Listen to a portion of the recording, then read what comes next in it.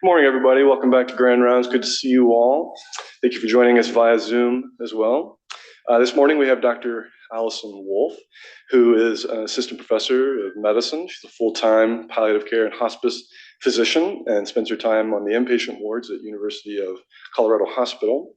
Dr. Wolfe went to college at UVA in Virginia. She did medical school at Wake Forest and then did residency in the primary care track and internal medicine here, and then did a fellowship in palliative and hospice medicine. So she's going to be speaking with us today about palliative care symptom pearls, and we're very much looking forward to it. Thanks for coming. Thanks so much.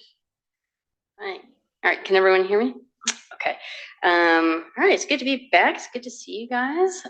So we are going to be talking about 3 symptoms: severe pain, refractory dyspnea, and severe constipation. So first up is pain, and please ask questions along the way.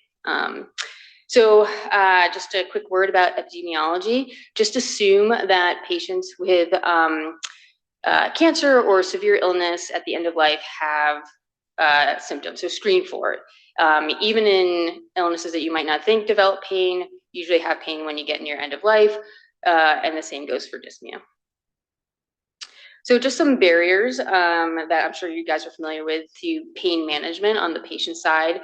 The belief that pain is inevitable, the brave face, good patient, not wanting to complain, not wanting to distract the doctor from treating the underlying illness or things that they deem more important. They fear that if they start painkillers too soon in their course, then they won't have painkillers or pain medications available at the end of the course that are strong enough to deal with their pain, so they want to reserve it until the very end. Patients fear addiction. They get side effects after the first couple of doses and are unaware that those side effects will likely get better as the pain medication gets into their system, so they stop it right away. They don't tell anyone, and their pain continues to go unmanaged. Some people think that pain is a form of punishment, whether that's their own personal belief, cultural belief, or religious belief, and they feel like they just have to suffer through it. They fear that because they're having pain, the underlying illness is getting worse. So if they don't bring it up, they won't know whether or not it's getting worse, and they can just kind of live in that denial stage.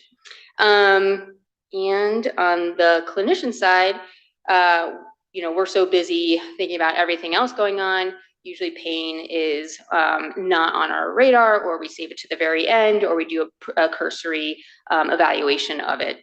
Often people treat with weak analgesics for too long. There's gaps in management principles, and we also fear that addiction will become a problem for our patients. There's a fear of prescribing strong analgesics. We don't consider other methods of pain management. We wait for the patient to bring it up. Just because the patient isn't bringing it up for all those reasons that we just talked about doesn't mean that pain isn't present.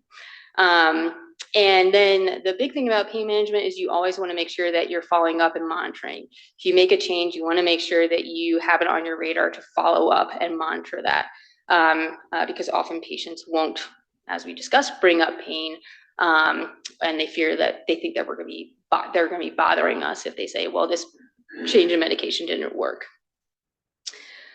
So a quick word on opioid use disorder. So I was taught in my fellowship that in the palliative care population, opioid use disorder really isn't a thing to worry about. And I think the theory was that because in cancer patients, they have an ongoing reason for physical pain, and they're using their medication appropriately for that pain, that addiction would not develop. But that is not the case. So overall, the data is pretty limited in this population, but recent data suggests that the risks are similar to the general population. Anywhere from 0 to 6 to 19% of a palliative care population has opioid use disorder, whether that's prior to their illness or occurring during their illness. The data didn't delineate. So just like any other patient, you want to assess for their opioid use disorder risks. The only caveat is that in this patient population, the red flags that you might think about might actually be just from undertreating pain. And so if they're asking for early refills, or you just seem to like escalating doses over and over again, that could be a sign that pain is just truly undertreated. If someone has an opioid use disorder, either coming into their serious illness or developed during their serious illness, I would not have that preclude them from getting pain medication. If you don't feel comfortable, obviously enlist the help of palliative care docs, addiction medicine, what have you. And then if someone is already on methadone or buprenorphine for their opioid use disorder coming into their serious illness, now I definitely enlist the help of addiction medicine, palliative care, because it can get kind of tricky how to treat pain. But the rules apply to this population as they do for the general population. So one pharmacy, one prescriber, doing pill counts, that sort of thing to keep track. So I want to take a moment to talk about total pain. I think physical pain is where we are most comfortable but oftentimes when someone has a serious illness, we know it affects all parts of their life, not just their physical body. So their social standing, their psychosocial standing, their spiritual life, all of those things are affected. And we should be aware of how serious illness affects all parts of the patient. So psychological pain comes from the fear of suffering, comes from the fear of death, anger. And if we're not kind of exploring that, sometimes just letting a patient talk about those fears can dissipate that kind of pain. And so making sure that we're aware that this could be increasing their physical pain is something to make sure that is in your assessment. Same thing with social pain. This comes from all the losses that come with serious illness.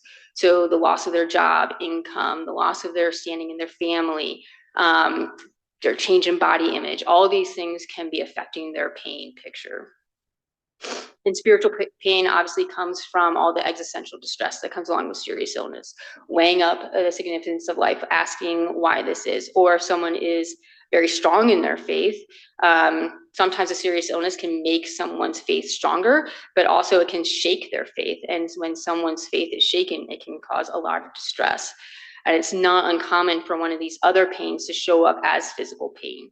And so if you're giving opioids to someone and you're escalating doses and they're saying, my pain is the same, my pain is the same, my pain is the same, start thinking about maybe they have some of these total pain aspects and exploring some of those aspects. And if you're not comfortable exploring those aspects, enlist some of your colleagues in psychology.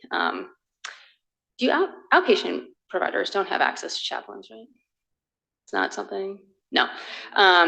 But, if they have a faith community, ask them to lean into that.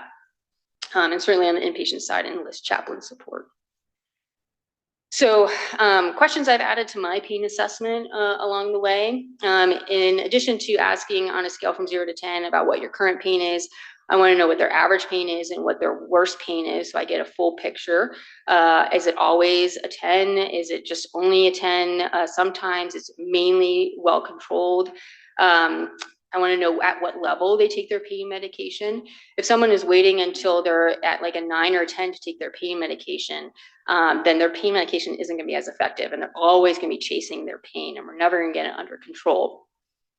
So what I like to tell patients is if their like tolerable pain level is at like a 3 or 4, as soon as it starts creeping up to like a 5 or 6, that's when you want to take your breakthrough pain medication. If we wait till it's severe, their breakthrough pain medication is just not going to be as effective. How much does the pain medication reduce your pain? If it goes from a 10 to an 8, then we probably need a larger dose of the breakthrough medication. If it goes from an 8 to a 2, then we're probably at a good dose for the breakthrough medication. How long does the pain medication last? This tells me, am I offering the breakthrough pain medication frequently enough? If it brings the pain from an 8 to a 2, but only lasts 2 hours, and I am prescribing it every 4 hours, then maybe I need to prescribe it every 2 hours as needed. And then what is the tolerable pain level? What's the pain level we should be shooting for? Some people are good at a 6. Some people need it to be at a 2 to be functional. And so we just want to know what we're aiming for, so we're not always chasing our tails. So general tips, reassure the patient that pain can be treated, but make sure they know that pain likely won't be taken away completely. We expect people to have breakthrough pain. We expect people to be taking breakthrough pain medications at least a couple of times during the day. Explain that pain relief isn't instantaneous. It could take days to maybe a week or so to get pain under control. And in the outpatient setting, it could be even longer.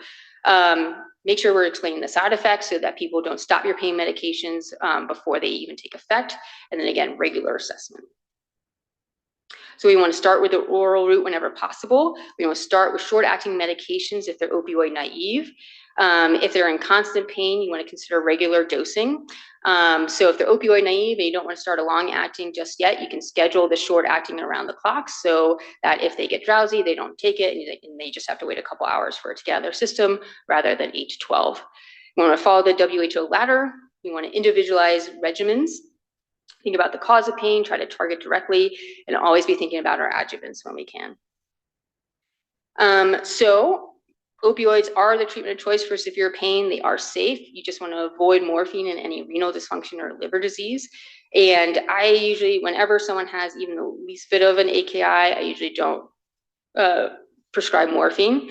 Even if they have a history of an AKI, sometimes I usually stay away from that because that means they're probably prone to getting an AKI, and then the toxic metabolite will build up. So I just use a different opioid. There is no ceiling dose. It's only limited by side effects, and truly, there is no ceiling dose. I just was treating a patient, 39, metastatic rectal cancer. He had the worst pain I've ever seen someone be in. He came into the ED on a Thursday night, and he spent the entire night standing at the bedside, hunched over, gripping the handle, white knuckling it because he was so uncomfortable. He couldn't sit down. He couldn't lie down. He, just a guess, how many OMEs do you think he used in a day at his peak pain crisis?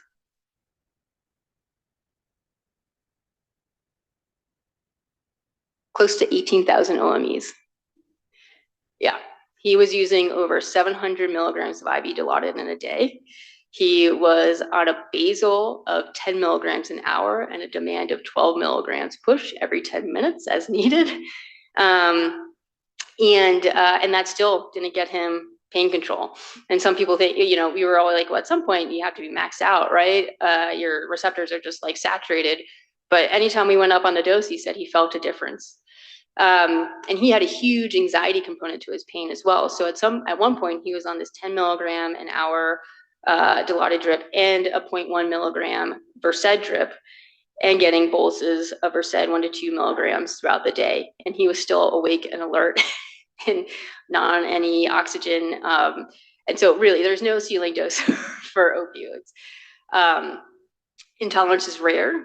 They're easy to use. They can be given in pretty much any formulation. So no matter what state your patient is in, you should be able to get your opioid into your patient.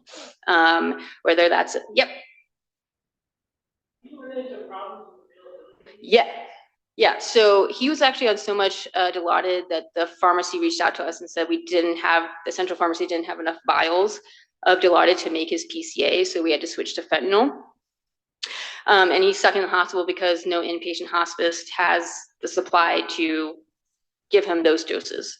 So I think now we're trying to start him on methadone just to bring his use down. But unfortunately, he's not a reliable patient. So it's not really a path home, but maybe it's a path to getting him to an inpatient care center because we've lowered the dose enough. But yeah, I was worried. So before, he was definitely opioid tolerant, but he was on, I think he came in on just MS Contin, like 60 BID. In prior hospitalizations, he was using, 1 milligram of Dilaudid pushes, and that was doing okay. But he was just in such a pain crisis. It was truly unbelievable. He's come down. His OMEs have dropped to like only 8,000 a day. But we often see that, right? Like if someone's in a pain crisis, they're probably using more opioids than they'll need when it's under control. So we got to get them over that hump, and then it'll probably settle out somewhere below their peak crisis. And pain treatment is effective in 90% of cases. So pharmacokinetics, Oral medications should be, analgesics should be felt after about 30 minutes, peak in 60 to 90 minutes, total duration 2 to 4 hours, IV opioids, analgesia after 5 minutes, peak of 10 minutes. And so if you give someone an oral breakthrough medication and in an hour you come back and they say it's not effective, the answer isn't wait a little bit longer. The answer is we probably need to go up on that dose. So titration guidelines. So how do we titrate our opioids? So it's based on the total daily use. And that means your scheduled long acting and your oral breakthrough, you add all that up, that's your total daily dose. If someone is in mild pain, you probably don't need to adjust their dose, but if you feel the need to, you can increase their long acting by a max of 25%. If they're in moderate pain, you can increase their long acting dose by a max of 50%. And if they're in severe pain, you can increase their long acting dose by a max of 100%. So even if they've used like 400 milligrams of morphine in a day, but they're only on, say, 30 milligrams of MS-Cotton BID, you can't go up more than to 60 milligrams of MS-Cotton BID. You can't more than double the dose, even if they're using a lot more than that. So for patients with continuous pain and they're opioid tolerant, they should definitely be on a long-acting medication. To calculate your oral breakthrough dose, it should be 10 to 20% of your scheduled long-acting dose. So again, even if you calculate the dose, your new dose as 24 milligrams of OxyContin BID, that doesn't exist. So you schedule 20 milligrams of OxyContin BID. So then your breakthrough dose is based off of the 20 milligrams of OxyContin BID, not the 24. And if needed, the oral breakthrough can be up to an hour, every hour as needed if someone is in real severe pain. All right, so a little practice. So a patient is on 15 milligrams of MS-Cotton BID and 5 milligrams every 2 hours as needed. They've used a total of 90 milligrams in 24 hours. They're in severe pain. How would you adjust their pain regimen?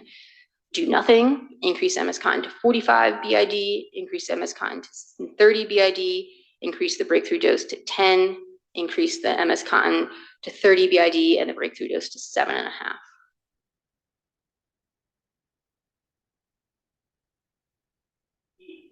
Yes, yes. The longest answer tends to be the right one.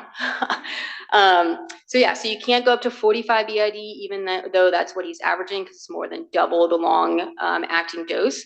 And then your new scheduled dose is 30 BID, so then you want to recalculate your oral breakthrough to be 10 to 20% of that. So how frequently can you increase your doses? So immediate release, you can dose escalate every 2 hours. Sustained release, you can dose escalate after 24 hours of a full regimen, a full change in the regimen. IV opioids, you can dose increase every 10 minutes, and the continuous every 24 hours, and transdermal, you can increase every 72 hours. If needed, you can probably do it every 48 hours if they're in severe pain. Yeah. There's probably more than one way to, what I'm recalling is that you're trying to determine a breakthrough dose. For some reason, I'm remembering 10 to 20% of the full daily dose of oral morphine equivalent. And what I heard you say was 10 to 20% long acting opioid. So are there just like two ways to think about it? Or is that like an old fashioned way? I'm not sure.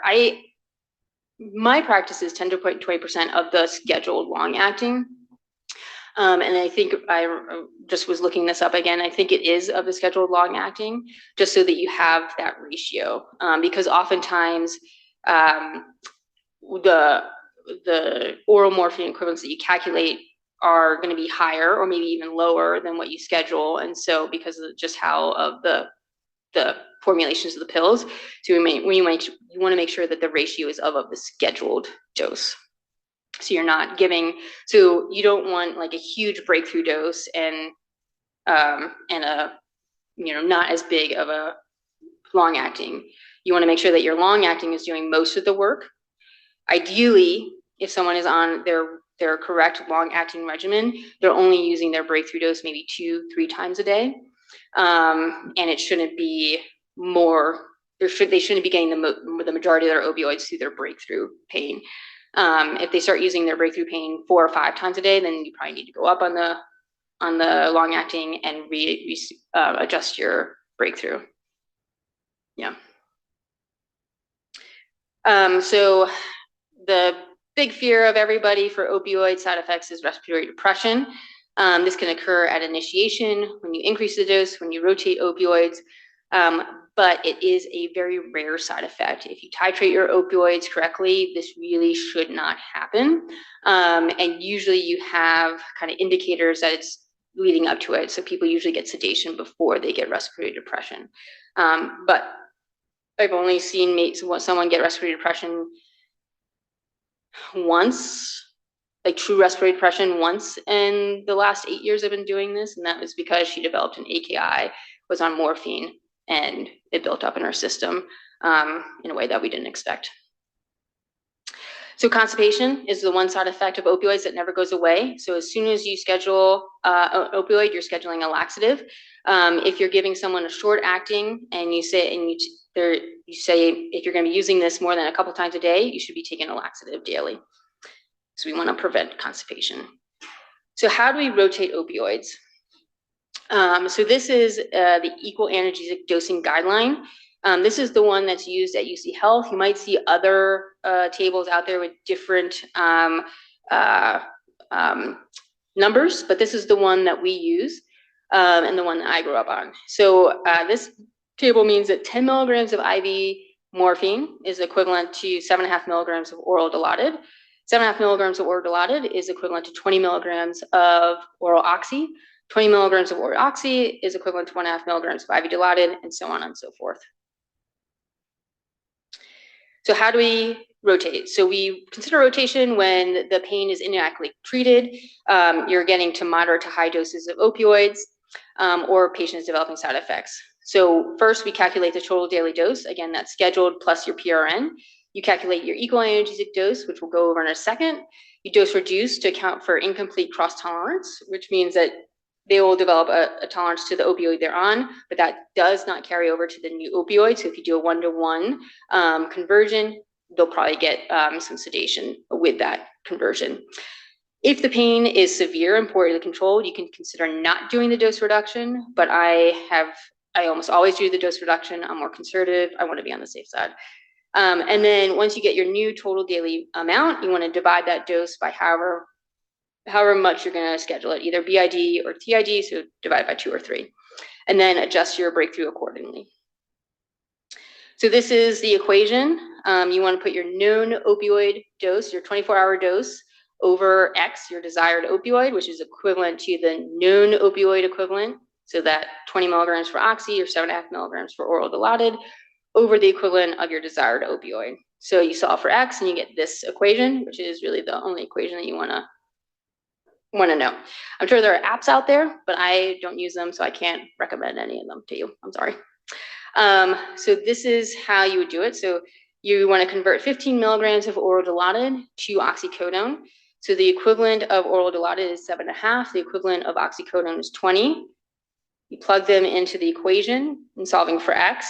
You get 20 times 15 divided by 7.5, which leaves you with just milligrams of oxy, which is 40.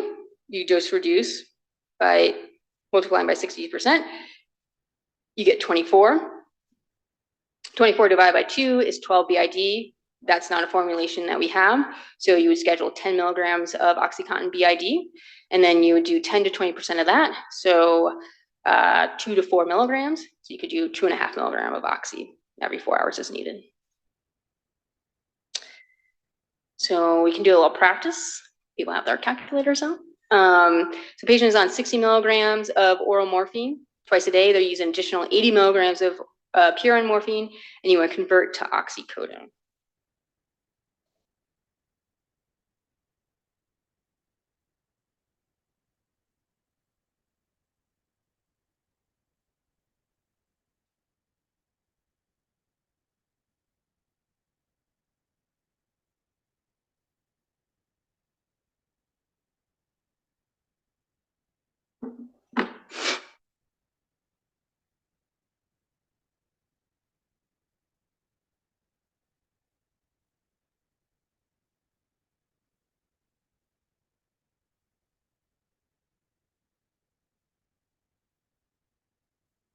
So I got A as the answer. And this is how I did it. So the total daily dose is our first step, 60 BID, which is 120, plus 80, which is 200 milligrams of morphine.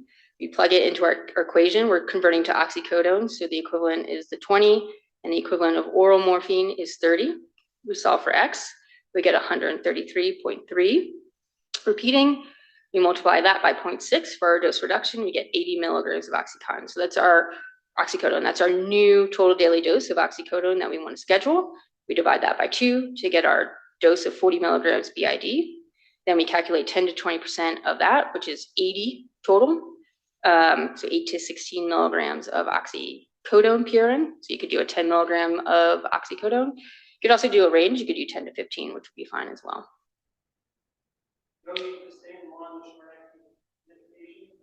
Yeah, so we tend to do that. It just makes calculations simpler because then you don't have to do any of the math to adjust your doses or adjust your PRNs. But oftentimes people are started on oxycodone PRN, and then they start on MS Contin because of insurance issues or what have you. And so it is okay to have 2 different opioids. It just makes the math a little bit more complicated in adjusting your long acting and then recalculating your short acting. So fentanyl patches is one example where you always have to have 2 different opioids to treat pain.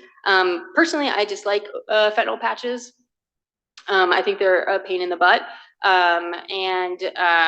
They do have their uses. If someone has a malignant bowel obstruction, they can't tolerate pills for some reason. Obviously, fentanyl patch is a good tool in your arsenal. But unlike other opioids, you have to convert through morphine to get to your fentanyl patch dose.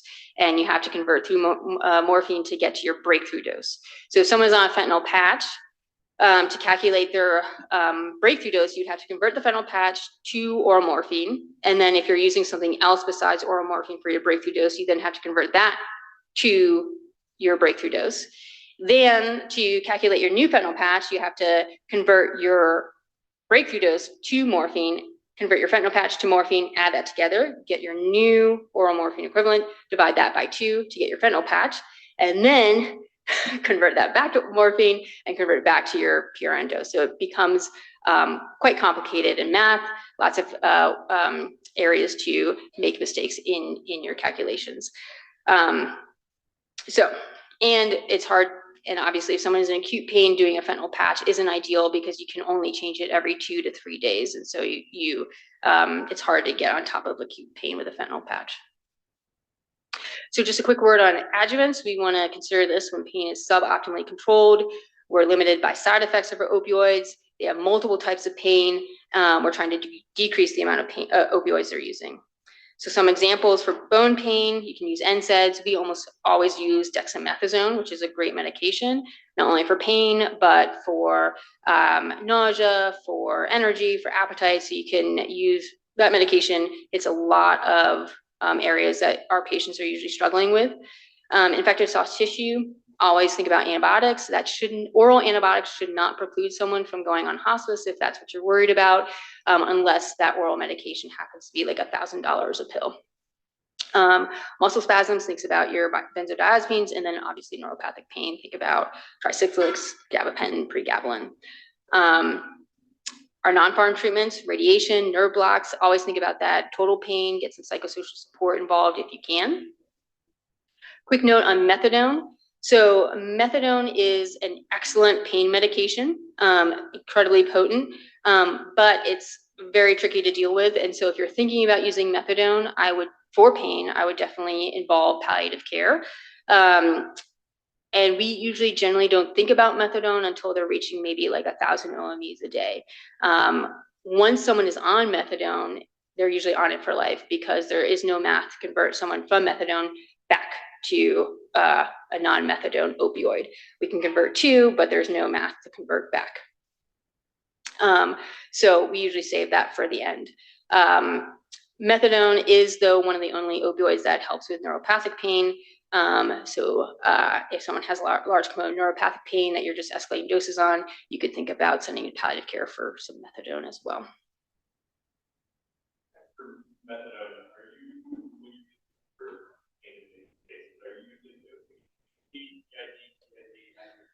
Usually TID. If we're using it as an adjuvant, which sometimes we do if someone has neuropathic pain, that's a straight dose of 2.5 milligrams, either daily or BID. And we don't escalate that. That's just in the background, and we don't take that into account of our escalation of our opioids. If we're using it as our long-acting pain medication, the dosing is usually TID. And that's because the analgesic part of methadone lasts about 8 hours. But because the half-life is so long, you can only titrate the dose every 5 days.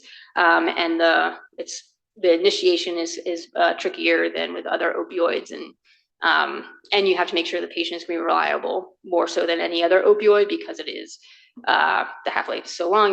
They can't like double up their doses. They can't take it as needed. They have to be reliable.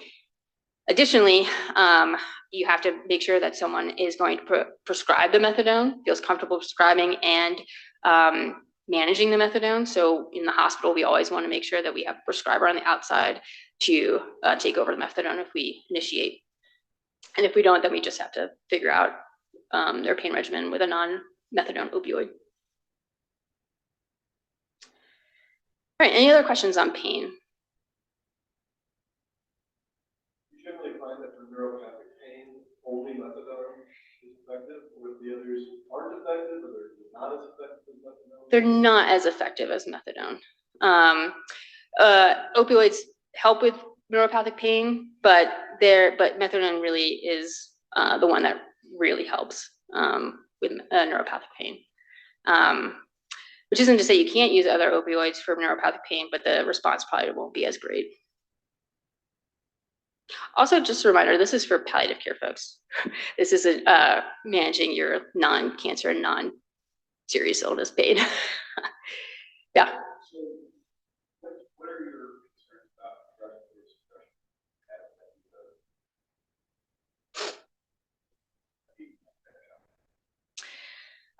So, I mean, I think I'm generally not that worried, actually. We usually start low. If you're really concerned, you start with a low dose daily. And if they tolerate that just fine, then you can slowly increase the dose. But I haven't really seen a lot with we add a benzo to our opioids and all of a sudden they're not breathing. Usually what we would see is we come in and they're like super drowsy or a little bit sedated, and then we're like, well, let's back off the benzo, and it doesn't get to the point of respiratory depression. Obviously a little bit more scary in the outpatient realm when you can't monitor your patient 24/7. But I think if you start low on your benzo, you really shouldn't see respiratory depression. Any other questions? Okay, so I'm not sure if people remember the song by Jordan Sparks with the lyric, "Tell me how am I supposed to breathe with no air," which I think is just like so apt and so deep and so perfect for our next section of dyspnea. So the management of refractory dyspnea. Now this is in the setting of someone being maxed out on medical therapy or having an end stage illness. This is obviously not your first step when someone is just diagnosed with COPD. I am not advocating you start opioids instead of a nebulizer. So this is after all that has happened. But once you reach that stage, opioids are your first line treatment for refractory dyspnea. You could use any type of opioid. Morphine is what we think about classically for air hunger, but any opioid will work. So if someone is already on oxycodone for pain, you can continue to use that for dyspnea. You don't have to add in morphine on top of that for their air hunger. Titration is exactly the same as with pain medication. So now that you know how to titrate opioids for pain, you know how to titrate opioids for dyspnea. If dyspnea is their only symptom that you're using opioids for, titration is the same. If you're titrating opioids for dyspnea and pain, it's the same. You don't have to kind of calculate, well, how many doses were for dyspnea, how many doses for pain. It's the same calculations. Again, they can be given in any formulation, but nebulized opioids have shown there's no evidence to support using those. Again, respiratory depression is the most feared side effect. but the evidence really doesn't show that it is something to be concerned about. Again, if you titrate your opioids correctly, if you go slow, if you follow the guidelines, respiratory depression really should not be an issue. So obviously dyspnea and anxiety go hand in hand. Oftentimes anxiety is the symptom that we see the most with dyspnea, that it almost overshadows the dyspnea. And so we give an anxiolytic first, but that's not what we want to do. We want to treat the dyspnea with opioids.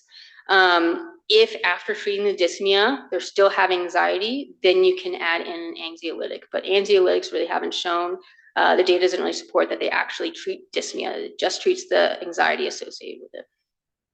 Again, adding in a benzo should be okay if you start low. Yeah. What is the role of an SSRI? Yeah. So they do have a role. Obviously, you have to take their prognosis into account. If their prognosis is days to weeks, probably no role. If you think their prognosis is months, then definitely I would add in an SSRI, SNRI to treat their anxiety. We also, if days to weeks, we've also tried Buspar, sometimes we'll try mirtazapine. Not great evidence for anxiety, but better than nothing. Zyprexa also, if someone has nausea, you can do that for nausea and anxiety. But yeah, benzos aren't the only way to treat anxiety, but you can use them with opioids safely. Any reason to believe that a long-acting opioid would perform differently than a No, they should. Tell me more. A patient, there was a patient last week that came with stage Mm-hmm. and she's been on chronic opioids, but modest. She was expressing that it wasn't doing anything. We had a conversation about. It just seems like for something so visceral as air hunger, like a shorter acting opioid makes sense. Yeah, so I think that again, the same kind of model. Even if someone is on long-acting opioids for air hunger, you still expect them to need the short-acting when it flares. It's the kind of the background of decreasing their need to breathe so hard, decreasing their work, making them kind of feel more calm, tricking their brain into thinking that they're not needing as much air as they feel they need.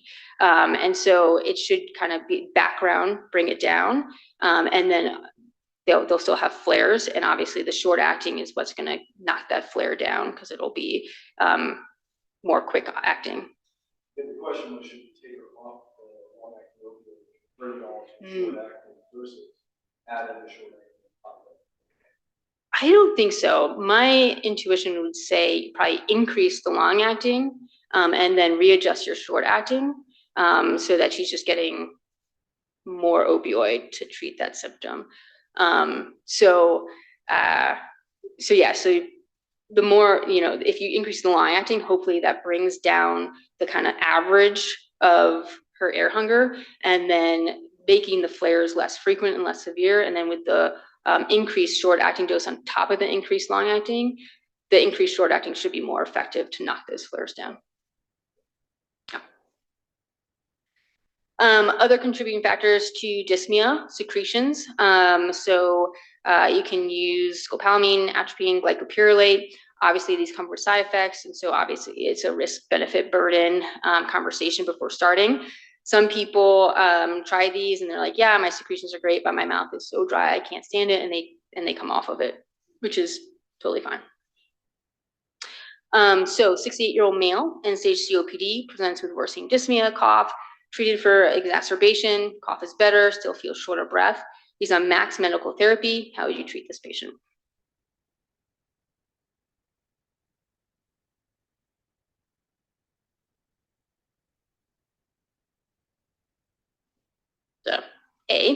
So you start him on morphine. He's using 5 milligrams around the clock. He said he's getting some relief. What's your next step? Increase the morphine to 5 to 10 milligrams every 4 hours. start MS-Contin 15 BID and continue the morphine 5 milligrams. Continue current regimen, rotate to oxycodone.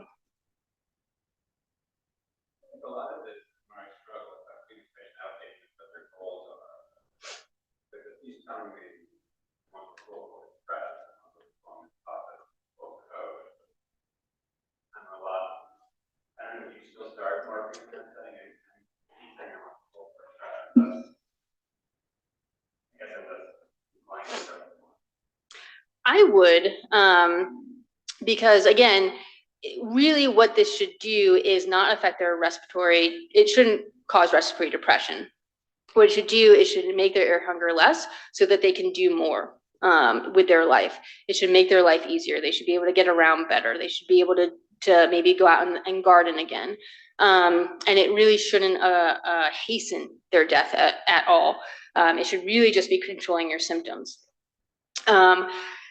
Even when someone is in the ICU and their respiratory status is tenuous and they're like, we could intubate at any moment, so we can't give them opioids because that will tip them over the edge. And then they convert to comfort and then we give them opioids. Their stats are the same. Their respiratory status is the same. It's not like all of a sudden we've given them opioids and they're like crashing. What we do see though is that they're breathing better, they're more comfortable, sometimes they have more energy to do other things because they're not working quite as hard to breathe. So even if someone is full court press, I want to live as long as possible, I would still give them opioids. If you're really worried, you can obviously start very, very low. I mean, morphine solution, you can start at like 2 milligrams, 2.5 milligrams. Every 4 hours is needed. So that would be a very, very baby dose. And if they're doing okay with that, no change in their status, then you can just slowly titrate up from there.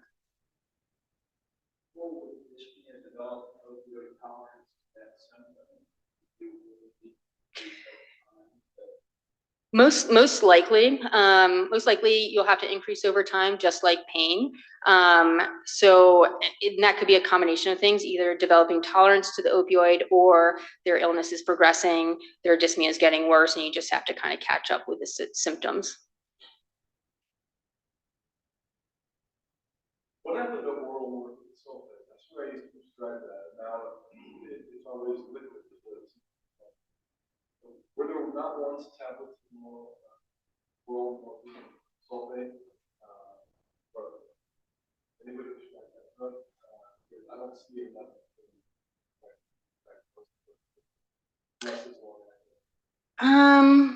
I'm not sure. Do you mean like there's no longer a morphine tablet? Huh, there should be. It usually comes in 15 milligrams though. That's the smallest morphine tablet that's available. And so you can cut it down to 7.5, which I think is why a lot of people don't prescribe morphine tablets, because it is started at such a large number dose, and so people feel more comfortable starting Oxy 5. But if you wanted to use morphine and start at a lower dose, it's the morphine solution that you have more latitude with. You can start at lower doses with the oral morphine solution. Okay, so answer, start MS-Contin BID and then continue the 5 milligrams of morphine. With the long acting, the breakthrough dose should be more effective because you have that background opioid in their body. Okay, so a quick word on constipation. Like my colleagues likes to say, you don't have to make a deposit to get a withdrawal. So even patients who aren't eating should be having bowel movements. Obviously, constipation can cause a lot of discomfort, decreased quality of life, added hospital time. And so being on top of constipation can really help someone stay at home, have their pain under control, have their nausea under control, get their appetite. All these things can stem from constipation. For opioid-induced constipation, opioids bind the mu receptors in the GI tract. This decreases bowel tone and contractility, which increases transit time. It increases anal sphincter tone and decreases the response to rectal distension. So evacuation is more difficult, and patients don't develop a tolerance to this. All the other side effects of opioids, the nausea, itching, even the drowsiness, all those should improve over a couple of days of consistent use with the opioids. All those should get better. Constipation won't. So management goals, try to get them back to their normal. If we can't, then every other day is a good goal for bowel movements. Primary goal is prevention. In palliative care population, encouraging activity and adequate oral intake is obviously hard. And because of that, we want to stay away from psilocybin. We want to stay away from fiber. That can make constipation in this population worse. Hopefully you all know DocuSate is useless. Don't use it. Don't add it. It will not, it will only add to pill burden. Really, there's no evidence to say that one laxative is better than the other. There's a bajillion out there, so just like topical steroids, choose the ones you feel most comfortable with and use those. This is what I generally use. I usually start with Senna 2 tablets nightly or Miralax daily. I start this with their first signs of constipation or when they are on an opioid. If there's no bowel movement in 2 to 3 days, you could consider obstruction and rule that out, or you can just increase the Senna and or the Miralax and or add another laxative. If no bowel movement after that increase, again, if you haven't already ruled out obstruction, I would do that, and then you can increase the Senna and the Miralax again. There's really no max dose of Senna. You can schedule it TID. You can go up to pretty high doses, so you can keep pushing that. You can keep increasing the Miralax, but after about 4 or 5 days, I would start going from below and add a suppository in. And then at around day 5, if there's no bowel movement, then that's when I really start thinking about enemas. And then if still no bowel movement and they're on opioids and worried about opioid-induced constipation, you can always think about methyl naltrexone. All right, so hopefully more comfortable titrating opioids for pain and dyspnea, more comfortable rotating opioids, adding in benzos if opioids aren't effective, and proactive in constipation management. That's all I got.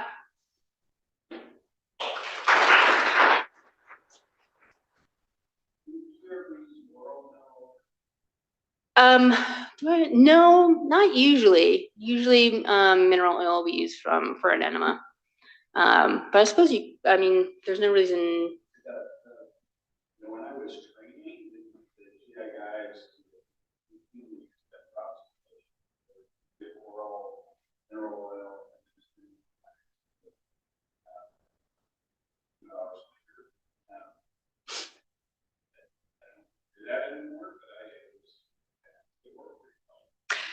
Yeah, I'm not sure why that fell out of favor. I don't really see a reason why you couldn't. But we generally, it's not really in my practice.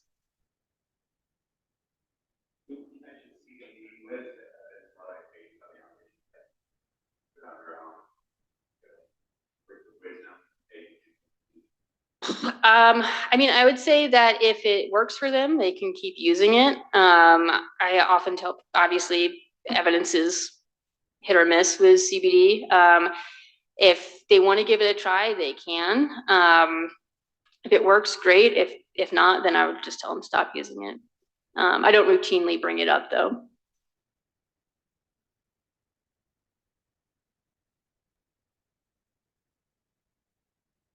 All right. Thanks so much.